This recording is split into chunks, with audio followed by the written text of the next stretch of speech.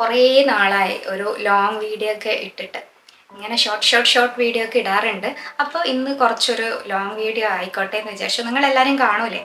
ഇന്ന് ഞാൻ പറയാൻ പോകുന്നത് ഒരു യാത്രയെക്കുറിച്ചാണ്. ഈ യാത്രയുടെ ഷോർട്ട് വീഡിയോ ഞാൻ ഓൾറെഡി എൻ്റെ യൂട്യൂബ് ചാനലിൽ അപ്ലോഡ് ചെയ്തിട്ടുണ്ട്. അതേപോലെ ഇൻസ്റ്റാഗ്രാമിലും ഫേസ്ബുക്കിലും എല്ലാം ഇട്ടിട്ടുണ്ട്.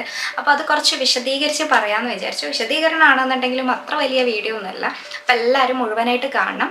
ഇന്ന് ഞങ്ങൾ പോകാൻ വേണ്ടി പോകുന്നത് യു എയുടെ പുറത്താണോ എന്ന് ചോദിച്ചാൽ പുറത്താണ്, യു എയിൽ അകത്താണോ എന്ന് ചോദിച്ചാൽ അകത്താണ്. അങ്ങനെ ഒരു രാജ്യത്താണ്. പറഞ്ഞു വന്നത് ഒമാനെ കുറിച്ചാണ്. യു എയോട് ചേർന്ന് കിടക്കുന്ന ഒരു രാജ്യമാണ് സുൽത്താനേറ്റ് ഓഫ് ഒമാൻ. ആ ഒമാൻ്റെ ഒരു ഭാഗം നമുക്ക് പാസ്പോർട്ടോ വിസയോ ഒന്നും ഇല്ലാതെ തന്നെ പോകാൻ വേണ്ടി പറ്റും. അത് നമ്മുടെ ഒമാനിലെ മദ്ഹയിലേക്കാണ്. പലരും ഈദിൻ്റെ ഹോളിഡേയിലൊക്കെ മദ്ഹയിലേക്കൊക്കെ പോയിട്ടുണ്ടാവും. ഞങ്ങൾ ആദ്യമായിട്ട് അവിടെ പോകുന്നത് ഈദിൻ്റെ ഹോളിഡേയിലേക്കാണ്. പക്ഷെ അവിടെ ഭയങ്കര തിരക്കായിരുന്നു. പിന്നീട് നമ്മൾ പോയപ്പോഴൊക്കെ അവിടെ അധികം ആളൊന്നും ഉണ്ടായിരുന്നില്ല. വെള്ളമൊക്കെ ക്രിസ്റ്റൽ ക്ലിയർ ആയിരുന്നു. ഇതിൻ്റെ സമയത്ത് പോയപ്പോൾ എന്ന് പറഞ്ഞാൽ വെള്ളമൊക്കെ കലങ്ങിയിട്ടൊക്കെ ഉണ്ടായിരുന്നു. പക്ഷെ നമുക്ക് സേഫായിട്ട് ഇറങ്ങാൻ വേണ്ടി പറ്റുന്ന, കുട്ടികളാണെങ്കിലും മുതിർന്നവരാണെങ്കിലും എന്നെ പോലെ നീന്തൽ അറിയാത്ത ആൾക്കാരാണെങ്കിലും നമുക്ക് സേഫായിട്ട് ഇറങ്ങാൻ പറ്റിയൊരു സ്ഥലമാണ് ഒമാനിലെ മദ്ഹ. അപ്പം നമുക്ക് ഇന്ന് മദ്ഹ എക്സ്പ്ലോർ ചെയ്യാം. കൂടെ നമുക്ക് കുറച്ച് അണ്ടർ വാട്ടർ വീഡിയോസ് കൂടി ഞാൻ നിങ്ങൾക്ക് കാണിച്ചു തരുന്നുണ്ട്. മീനുകൾ പോകുന്നതും വെള്ളത്തിൻ്റെ കളകളാരവൊന്നും കിട്ടൂല, പക്ഷെ എന്നാലും നല്ല അടിപൊളി വ്യൂ ആയിരിക്കും ഇന്നത്തെ വീഡിയോ. എല്ലാവരും വീഡിയോ ഫുള്ളായിട്ട് കാണാം. അപ്പോൾ നമുക്ക് ട്രിപ്പ് സ്റ്റാർട്ട് ചെയ്താലോ? അപ്പോൾ trip mode on, drive mode on, start. നേരം വെളുത്ത് കോഴി കൂവുന്നതിന് മുന്നെയാണ് ഞങ്ങൾ യാത്രയ്ക്ക് ഇറങ്ങുന്നത്. പാതി വഴിയിൽ വെച്ചാണ് സൂര്യൻ പോലും കണ്ണു തുറക്കുന്നത്. മലകൾക്കിടയിൽ ഉദയസൂര്യന്റെ ഭംഗി അത് അസ്തമയ സൂര്യനോളം ഉണ്ടോന്ന് അറിയില്ല. പോകുമ്പോൾ വണ്ടിയുടെ സ്റ്റിയറിംഗ് എൻ്റെ കയ്യിലായിരിക്കും. തിരിച്ചു വരുമ്പോൾ എൻ്റെ സ്റ്റിയറിംഗ് എൻ്റെ കയ്യിൽ ഉണ്ടാവാറില്ല. അതുകൊണ്ട് തന്നെ പോകുമ്പോൾ ഞാനും തിരിച്ചു വരുമ്പോൾ ആരിഫുമാണ് വണ്ടി ഓടിക്കുന്നത്. മദുഹയിലേക്ക് പോകും മുന്നേ ഞങ്ങളുടെ ആദ്യത്തെ ഡെസ്റ്റിനേഷൻ ഇതായിരുന്നു. യു എയിൽ തന്നെയുള്ള വാദി ദഫ്ത. ഇതാണ് വാദി ദഫ്തയിലേക്ക് പോയ ഒരു കൂട്ടം ആളുകൾ. ആൾക്കൂട്ടത്തെ കണ്ടപ്പോൾ വണ്ടിക്ക് ചെറിയൊരു നാണം. ഒടുവിൽ കൈ പിടിച്ച് വലിച്ച് കയറ്റേണ്ടി വന്നു. ദഫ്ത പരാജയപ്പെട്ട് അവിടെ നിന്നും ബായ് പറഞ്ഞ് ഞങ്ങള് ഷീസ് പാർക്കിലെ പലവർണ്ണക്കടയിലെ പഴങ്ങൾക്കിടയിൽ കണ്ണുടക്കി നിന്നു. മുന്നിൽ പോയ റോഗ് വണ്ടിയുടെ പിറകെ മദ്ഹയിലേക്ക്. മദ്ഹ, ഇതാ ഞങ്ങൾ എത്തിയിരിക്കുന്നു. മലകൾ താണ്ടി മദ്ഹൻ താഴ്വരയിലേക്ക്. മലമുകളിൽ നിന്നും കാണുന്നതിനേക്കാൾ ഭംഗിയുണ്ട് താഴെ ഇറങ്ങി വെള്ളത്തിലിറങ്ങി നോക്കുമ്പോൾ. യു എയിലെ 50 ഡിഗ്രി ചൂടിൽ നിന്നും മലയിലൂടെ പാട്ടുപാടി ഒഴുകിയെത്തുന്ന കുളിരുള്ള പച്ചവെള്ളം. ഇവിടെ കയറുമ്പോൾ ഒരു കാറിന് എൻട്രി ഫീ ആയി 20 ദിറംസ് വാങ്ങിക്കുന്നുണ്ട്. എന്നാൽ എന്താ, എത്ര സമയം വേണമെങ്കിലും സ്പെൻഡ് ചെയ്ത് അടിച്ചു പൊളിക്കാവുന്ന ഒരു കിഡിലൻ സ്പോട്ടാണ്. മദ്ഹ യു എയിൽ തന്നെയുള്ള ഒമാന്റെ ഭാഗമാണ്. അതായത് മുസാണ്ടം ഗവർണറേറ്റിന്റെ ഒരു പ്രദേശം. ഷാർജയിൽ നിന്നും 1.5 മണിക്കൂർ ഡ്രൈവ് മാത്രമാണ് ഇവിടേക്കുള്ളത്. മദ്ഹ പോലെ തന്നെയുള്ള ഒരു സ്ഥലമാണ് നഹ്വയും. വെള്ളത്തിനടിയിലേക്ക് ക്യാമറ ഊളിയിട്ട് നോക്കിയപ്പോഴാണ് മീൻ കുഞ്ഞുങ്ങൾ നീന്തി തുടിക്കുന്നത് കണ്ടത്.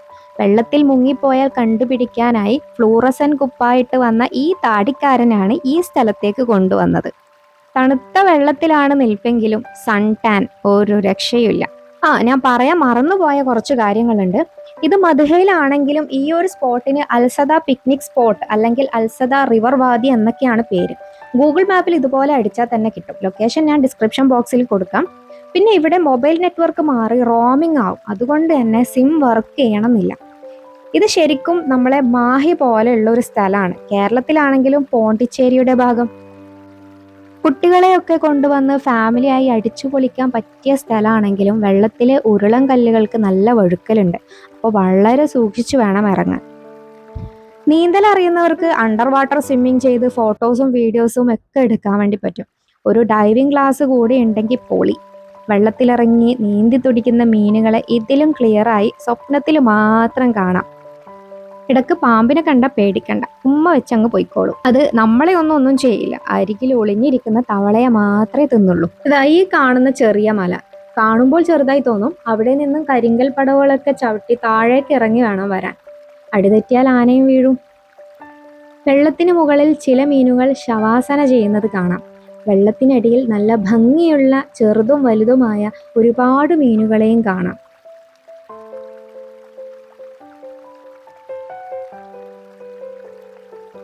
ഇതൊക്കെ ആ ഡൈവിംഗ് ക്ലാസ് വെച്ച് നോക്കുമ്പോണ്ടല്ലോ, ഏട്ടാ മോനെ ഒരു രക്ഷയില്ല. കാലുകളിൽ മീന് ഫ്രീ ആയിട്ട് സ്പാ നടത്തിത്തരും. പിന്നെ സോക്സ് ഇട്ട് വെള്ളത്തിൽ ഇറങ്ങിക്കഴിഞ്ഞാലേ വഴുക്കൂല കേട്ടോ.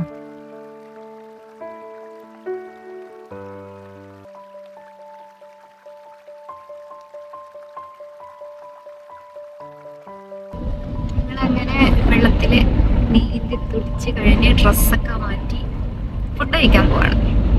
എല്ലാം ഉണ്ട് ബാക്കിൽ. വെള്ളക്കുപ്പായിട്ട് ഞങ്ങൾ ഈ വണ്ടിയിലും ഞങ്ങളെ മുമ്പിൽ പോകുന്ന ആ വണ്ടിയിലും അങ്ങനെ 2 വണ്ടിയിലായിട്ടാണ് ഞങ്ങൾ പോയിട്ടുള്ളത്. കഴിഞ്ഞ പ്രാവശ്യം ഞങ്ങൾ 3 വണ്ടിയിൽ പോയിട്ടുണ്ടായിരുന്നു. അപ്പോൾ ഞാൻ വ്ളോഗിങ് വീഡിയോ ഒന്നും എടുത്തില്ല, പക്ഷെ ഷോർട്സ് ഇട്ടിട്ടുണ്ടായിരുന്നു. ഫുഡ് കഴിക്കാൻ വേണ്ടി കയറിയിട്ട് ദുരന്തമായിട്ടുള്ളൊരു കടയാണിത്. കട എന്തായാലും ഞാൻ പറയുന്നില്ല, എന്തായാലും നിങ്ങളും പോയി പെടുന്നുണ്ടെങ്കിൽ പെട്ടോട്ടെ. തിരിച്ച് ഞങ്ങൾ കോർഫക്കാൻ വഴിയാണ് വന്നത്. കോർഫക്കാൻ ബീച്ചിൻ്റെ സൈഡിലൂടെ വെള്ളച്ചാട്ടവും ആംഫി തിയേറ്ററും കണ്ട് എന്തായാലും വീഡിയോ അവസാനിപ്പിക്കാൻ ടൈമായി. അതിനു മുമ്പ് വീഡിയോ ഇഷ്ടപ്പെട്ട സബ്സ്ക്രൈബ് ചെയ്യാൻ മറക്കല്ലേ.